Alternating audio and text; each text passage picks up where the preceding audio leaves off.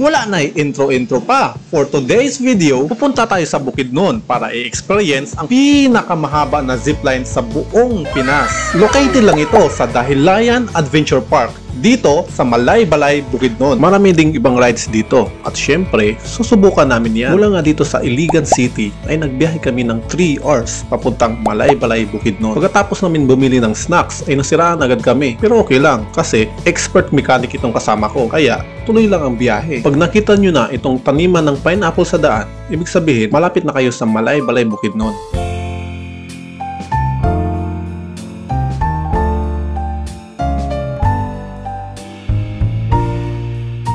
At ito na nga mga boss, nakarating na kami sa Dahilayan Adventure Park. Problema agad pagdating dito. Dahil Sunday ngayon at saka payday pa, maraming tao kaya hirap na hirap kaming maghanap ng parking area. At dahil alam namin na mahal ang mga bilhin sa lahat ng tourist spot dito sa Pinas, nagbaon kami ng lunch namin para tipid. Adobong leeg ng manok lang ang malakas. Pagkatapos mag-lunch, nagkape muna kami. Siyempre, Pinoy, magkakape tayo sa tanghali.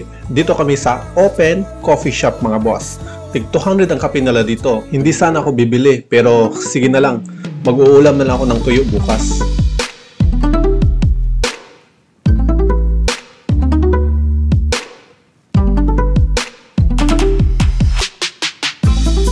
After namin magkape at picture-picture, pumili na kami sa Adventure Park. 100 yung entrance fee. Tapos, dumiretso na kami sa bilihan ng ticket. Nakalagay naman yung price. Pero, makaka-discount ka kung dalawa yung kukunin mo na ticket. Kaya maganda kung may kasama ka na punta dito. Halimbawa, itong zipline. Pag isa ka lang, 600. Pero, kung dalawa kayo, tig 400 lang yung babayaran nyo. Yung ticket pala, gagawing bracelet. Tapos, pumila na kami sa waiting area ng mga rides. Ang unang sinakyan namin ay Razorback. 1 PM na kami pumila at ang haba ng pila mga boss. Tapos, bagal pa ang usad. Kaya advice ko sa inyo, hulin yung sakyan itong Razorback. Lampas 1 oras yung paghihintay namin.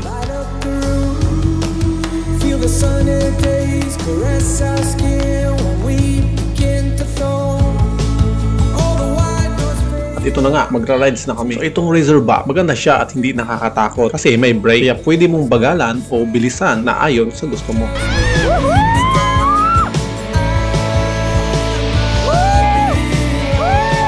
Ito naman ang problema sa kanya. Hindi mo ma-enjoy ng extreme yung ride kasi kailangan mong mag-brake kasi mababangga mo na yung nasa harapan mo. Ay, Jules, paano na to sila para ma-max speed na to? Paano na to sila?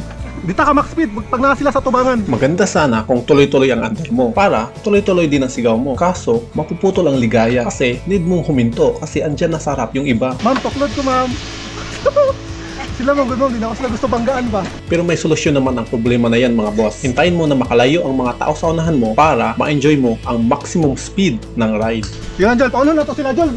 Dili na to ma-enjoy pa sa hinay. Woo! Ay, ayaw ko banggain, Jol! At kahit anong mangyari, huwag na huwag niyong banggain ang nasa harap niyo. Gaya ng ginawa sa akin ng kasama ko. Uy, yawa ka, Jol! Ay, ko banggain! Uy!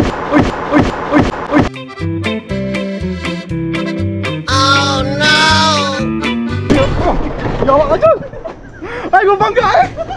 So yun lang, hindi ako masyadong nag-enjoy at sumigaw kasi ilang beses akong huminto. Sumakay na kami ng shuttle bus tapos pumila na kami sa next ride. Next mga boss is yung Python. Mahaba din ang pila dito pero mga 30 minutes lang kaming naghintay. Python. Rar! Hindi mo, sir, rar naman eh. Naman eh, Python more. Mag-sure ba? Ewan ko lang kung pwede solo. Lahat kasi may partner. So itong Python, ibibitin lang kayo. Tapos mag-i-slide na kayo pababa. Sa unang tingin ko dito, basic lang ang ride na ito. Pero extreme pala. Ang extreme part ng ride na ito ay kapag nasa kurbada na kayo. Kasi talagang magsiswing kayo. At minsan, tatama pa kayo sa kahoy. Mapapasigaw ka talaga sa bawat kurbada. At hindi kagaya ng Razorback, walang brake or preno ang rides na ito. Kaya, hindi nyo makokontrol ang bilis nyo. Wala brake! Pero may solusyon. E-bend nyo lang ang mga binti nyo or legs nyo para ma-minimize ang pag-swing nyo sa kurbada. Mas bended ang mga legs nyo, mas mahina ang swing. Bend, lagi bend pa. Padili mo labyog. Okay, oh, yan, hindot mo. Bend! Bend!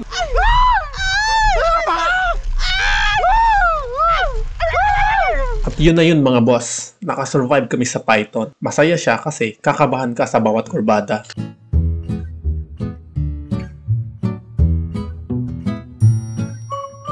Next and final ride namin ay ang longest zipline ng Pinas. Ito po ay may haba na 840 meters. Tapos kakaiba pa ang style ng pagsakay dito kasi para kayong si Superman. Bago kami sumakay sa shuttle, nagsuot muna kami ng Superman attire. Tapos naghintay na kami ng shuttle. Tapos biyahe na papunta doon sa starting point ng zipline. Punuan tayo mga boss. At dito na tayo sa starting point ng zipline. 3 pala ang variation ng zipline dito. Meron yung mga maikli lang at hindi kayo dadapa na parang si Superman. Kami, syempre, dahil hindi kami weak, joke lang. Dahil gusto namin ng extreme, pinili namin ang longest zipline. Hapon na, mga 4 PM na. Walang pila dito sa longest zipline. Kaya dire-diretso lang ang pagsakay namin. At ito na nga, tinali na kami tapos pinadapa na. Konting radyo-radyo pa nila at pinalipad na kami. Power take off, 1 and 2.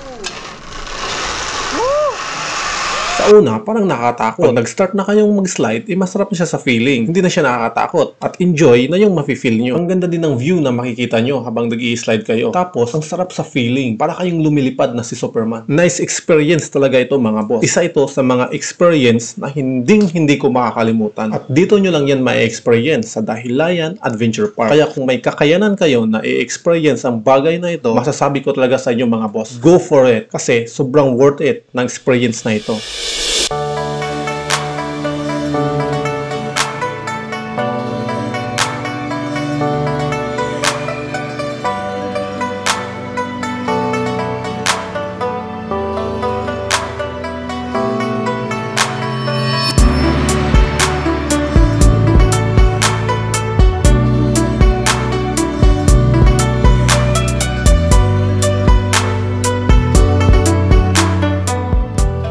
So yun lang mga boss, tapos na ang video na ito.